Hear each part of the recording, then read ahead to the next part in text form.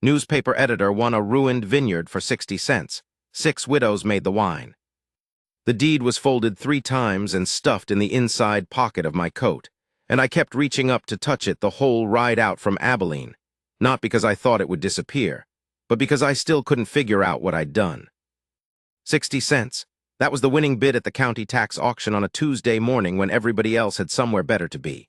14 acres on the Salado River, the house standing but the fields stripped bare, the old press shed caved in on one side from a winter that nobody in the county was going to forgive. The auctioneer read the description off a card in a voice like he was announcing someone's death. Nobody moved. I raised my hand more out of habit than want. 30 years writing about other men's decisions had given me a reflex for stepping into a quiet room. It was raining lightly when I rode up the access lane. The vines were still there. That surprised me. Gnarled and black against the gray sky, but alive or something close to it. Some of them had been cut back hard and some hadn't been touched in 2 seasons. I didn't know enough about grapes then to know the difference between neglect and purpose. I sat on my horse in the lane for a long time. I was 56 years old. I'd been running the Salado County Register for 22 years. I'd never owned anything you could put your boots on. I didn't know about the women yet. There were 6 of them. That's the first thing I need to explain, because everything else runs through it. The vineyard had belonged to a man named Etienne Morrow, came out from Burgundy in '58, planted the Salado River bottom, and built something that actually worked for 12 years until a raid came down from the north in a bad summer and Etienne, and 3 other men from the valley went out to track the raiding party, and none of them came back in any shape that mattered. That left Celeste, his wife. Celeste Morrow had been running the vineyard alone for 2 years before the county assessed it delinquent. The taxes were $48. I found that out later, and it made something cold move through me that I can still feel if I think about it long enough. $48, and the county took it. But Celeste had no $48. She'd spent the last of what they had on rootstock and copper sulfate, trying to save the vines from something she called mildew that was working up from the southwest. She'd done everything right, apparently. The county took it anyway. The other 5 women were widows from the same raid, wives of the men who'd ridden out with Etienne. They drifted to the Morrow place through that first winter because there was nowhere else that made sense, and by spring they just stayed. Women do a thing like that sometimes. They find the place where the most knowledge is and they sit down in it. When I rode up to the farmhouse that first afternoon, all 6 of them were standing on the porch. I want to be honest about what I felt. I felt the specific dread of a man who has made a mistake he can't immediately measure. 6 women on a porch with a new owner riding up the lane, that's not a welcome committee, that's a reckoning. Celeste was out front. She was maybe 45, dark hair going gray at the temples, wearing an apron over a work dress and holding a pruning knife in her right hand. Not threatening, she'd been working, she just hadn't put it down. I stopped my horse and took my hat off. I said I'd bought the land at the tax auction and I was sorry about the circumstances, and I'd like to talk if they were willing. She looked at me for what felt like half a morning. Then she said, "Do you know anything about grapes?" I said no. She nodded once, as if that confirmed something she'd already decided. "Come inside," she said. "I'll make coffee." That was the beginning of it. Her name I've already told you. The others, Nora Callahan, who was Irish and wide-shouldered and had been her husband's bookkeeper for the ranch they'd had east of town. Margaret Prue from Tennessee, quiet and accurate, who could read weather by the color of the horizon at 4 in the morning. Adeline Vogt, German, who had 6 children under 10 and kept them organized the way a good sergeant keeps a patrol, with very little noise and total authority. Rosa Medina, who'd come from Sonora with her husband when she was 18, and who knew more about irrigation than anyone I've ever met since, before or after. And Berta Strand from Norway, who was 61 and had buried a husband in 3 countries before this one, and who was the hardest worker I have ever been in the physical presence of, and I have worked with cowboys, miners, and printers. I sat at Celeste's kitchen table and drank bad coffee, and they told me what the land could do. That is the only way to describe it. They didn't ask me what I wanted to do with it. They told me what the land was capable of. Celeste pulled out a notebook, pages dense with French, margins full of sketches, soil notes, varietal comparisons. She laid it on the table and she talked for an hour without stopping, and I watched her hands on that notebook the whole time. These were not the hands of a woman waiting to be told.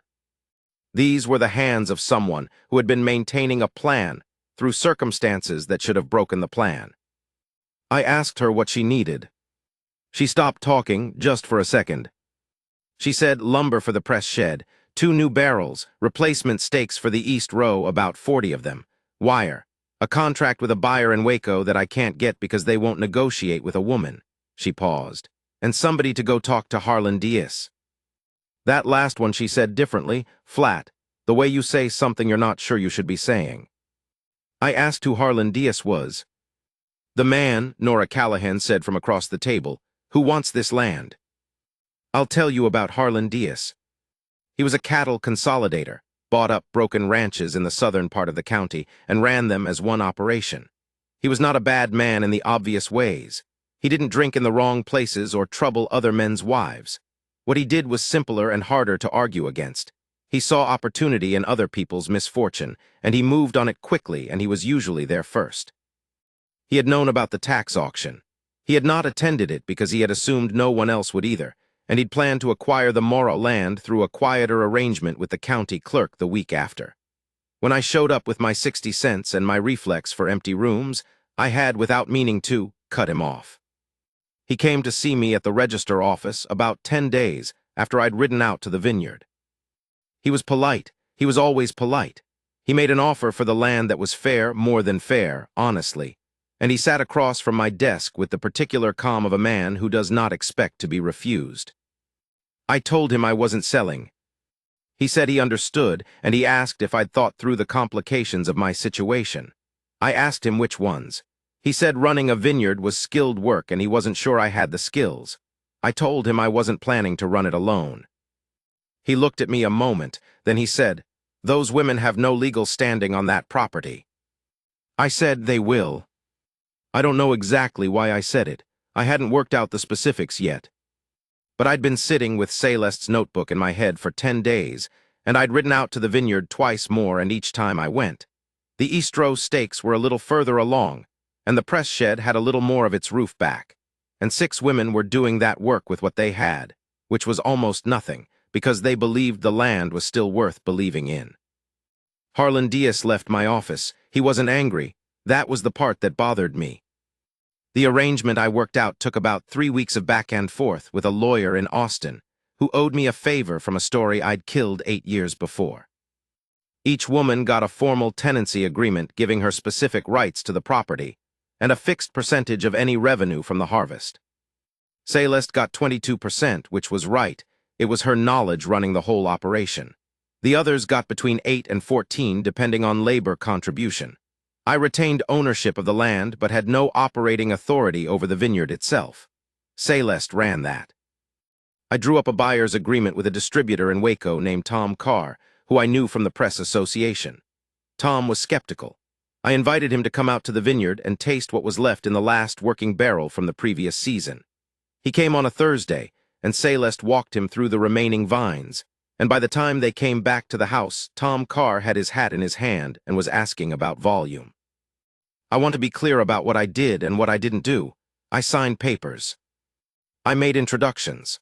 I used the leverage that came from being a man with a name in that county, which is a different kind of leverage than what those women had, and I knew it, and I used it deliberately because I had it, and they needed it.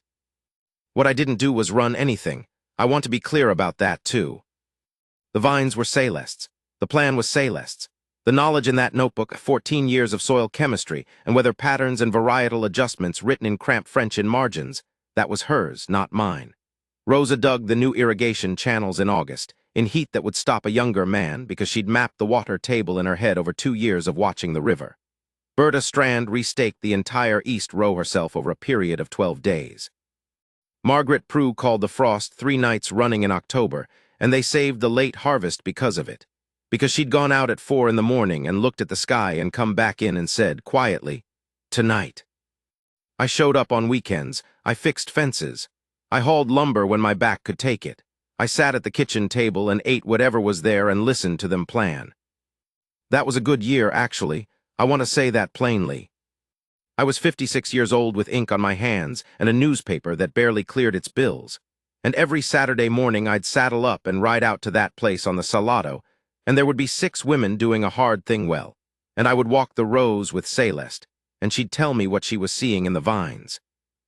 And I would understand maybe a third of it, but I'd ask questions about the rest, and she'd answer them, and once in a while she'd look at me sideways with something that wasn't quite a smile and say, "You're learning." It was the best compliment I got that year, possibly that decade. Harlan Diaz came back in November. He didn't come to see me. He went to the county recorder's office and filed a challenge to the original tax sale, claiming procedural irregularities in the auction notification. I heard about it from the recorder himself, who was a decent man and thought I should know. I won't walk you through the legal mechanics in detail because it's tedious, and because the point of it wasn't really legal. The point was to generate enough uncertainty that I'd sell rather than fight. It's a play that works on men who don't have time or money for a prolonged legal dispute. It works especially well on men who are trying to run a business at the same time. I had the advantage of owning a newspaper. I ran a front-page story about the tax auction procedures in Salado County, not about my situation specifically, but about the general practice of filing challenges to public sales after the fact when the original bidder wasn't the expected party. I quoted the county statutes. I quoted 3 legal opinions from Austin. I ran it on a Thursday, and by the following Monday Diaz's lawyer had sent a letter withdrawing the challenge. That's what 22 years of knowing which information matters looks like when you put it to work. Celeste was at my office when I got the withdrawal letter. She'd come in to go over the Waco contract language. There was a paragraph about delivery timelines she wanted changed. I handed her the letter without saying anything and watched her read it. She put it down on my desk. She was quiet for a moment. "He won't stop," she said. I said I knew that. "He'll try something else in the spring. Maybe through the water rights. Maybe just through the bank. Morrow had a note with the Salado Bank that I've been paying down, and Diaz is friendly with the bank president." I said I knew that too. I'd already had a conversation with a competing bank in San Marcos about refinancing. She looked at me then, full on the way she sometimes did, not the sideways look that meant I was learning, but straight, and she said, "Why are you doing this?" I thought about it. I actually thought about it, sitting there, because she asked it like she deserved a real answer.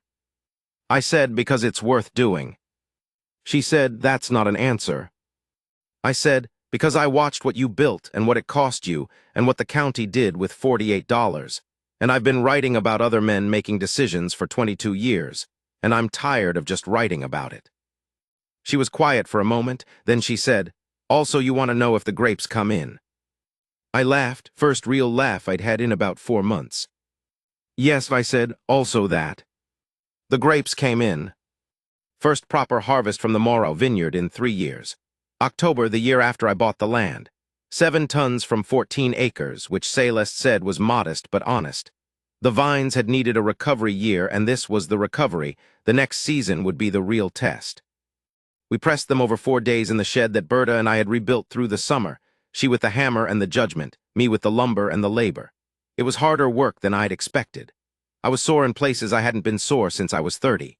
But the shed stood, and the press ran, and on the second evening of pressing, Celeste came and stood next to me while I was tightening a bolt on the press frame, and she put her hand on my arm and said, quietly, "It's working." She didn't mean the bolt. I kept tightening the bolt. I didn't trust my voice just then. The barrels went to Waco. Tom Carr sold the first cases before Christmas and sent a letter saying he wanted twice the volume the following year. Nora Callahan did the accounting. She was meticulous, better than any bookkeeper I'd hired at the paper. And the numbers that December were not rich numbers, but they were real numbers, the kind that mean a thing can keep going. Each woman got her percentage. Celeste got hers, I got mine. I used mine to buy a new press for the Register, which had been running on a machine that was 12 years past its best life. It was a practical decision. I also liked the symmetry of it, press to press, but I'd never have said that out loud.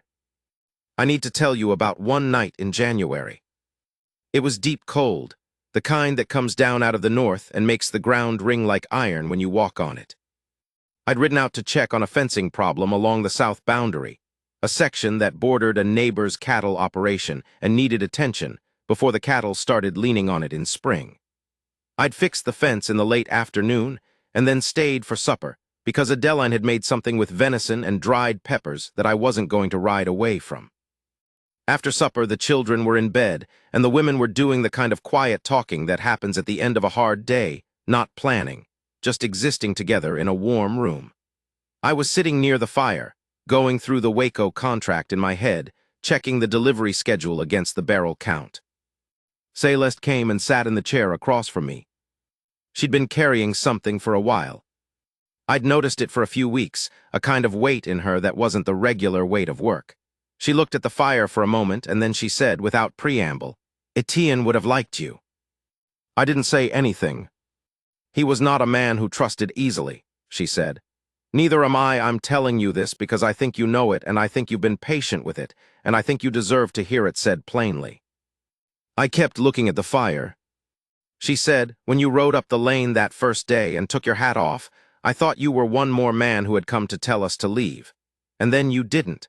And I kept waiting for the version of you that was going to tell us to leave, but he never came." I looked at her then. "I don't want you to leave," I said. She looked back at me, straight, the way she did when she wanted a real answer. "I know," she said. She reached across and put her hand over mine where it was resting on the arm of the chair. She left it there. The fire made a small sound. Outside, the cold was hard and settled in. We didn't say anything else for a while. We didn't need to. The room was warm, and the women were talking in the way women talk when they're not performing anything. And somewhere in the back of the house, one of Adeline's children was making the small sound a child makes when they're almost but not quite asleep. I was 56 years old, and I had been a practical man my whole life. A man who dealt in facts and column inches and what you could put on the record. And sitting in that chair in the lamplight with Celeste's hand on mine and the Salado River Vineyard alive around me in the winter dark, I felt something I hadn't felt in a very long time, and maybe never quite like this. That I was exactly where I was supposed to be, doing exactly what I was supposed to be doing. That's not nothing for a man my age. That's not nothing at all. Harlan Diaz made one more move in the spring, as Celeste had predicted, a quiet conversation with the Salado Bank about the Moro note. I'd already refinanced it in San Marcos by then, and when Diaz's friend at the Salado Bank tried to call it in, there was nothing to call. The note was gone. The land was clean. Diaz sent me a letter after that, 2 lines.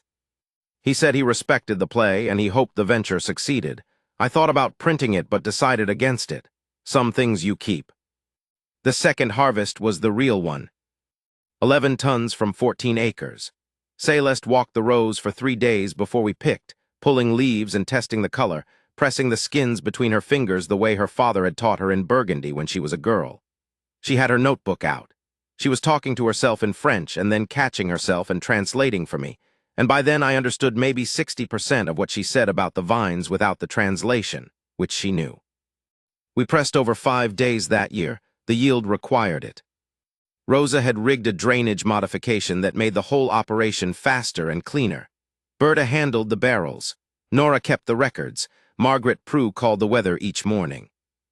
I was on the press. That was my job. I'd gotten good at it. On the last evening of pressing, when the barrels were sealed and the shed was clean and the light was going gold through the west window, Celeste came and stood beside me and looked at what we'd made. She put her arm through mine. She said, "Next year I want to try a small planting of Grenache on the north slope. I think the soil there will hold it." I said, "Tell me what we need." She turned and looked at me the way she did, straight, and there was something in it that was not just a vintner talking to a landowner or a woman talking to a man who'd been useful. It was something else. Something that said, "I see you. I chose you. This is ours." I said, "I'll add it to the paper." She said, "What paper?" "I'm keeping records now," I said. "Someone has to." She laughed. It was the laugh of a woman who has been carrying a hard thing for a long time and has set it down. I kept those records for 19 years. 19 harvests. Grenache on the north slope, starting the 3rd year, which came in beautifully. A second press shed when the first one got too small. Nora's eldest daughter learning the accounting from her mother. Rosa teaching her sons the irrigation work. Adeline's children growing up on that land, knowing every row by name. Berta Strand worked those vines until she was 79 years old. I don't have a better fact than that. The register ran for all of it. I hired a younger man as editor in my 60s and stayed on as publisher, which meant I could spend more time on the Salado. I never entirely stopped reading proofs. Old habits. Celeste and I were married in the spring of the third year in the vineyard, in the row we'd replanted from rootstock in that first recovery season. Nora Callahan cried. Margaret Prue did not, but she stood very still, which meant the same thing. The notebook, 14 Years of Etienne's Vineyard in Celeste's hand, is on the shelf in the farmhouse now, next to the ones she's filled since. 27 notebooks. I've read every one. She is in the vineyard right now as I tell you this.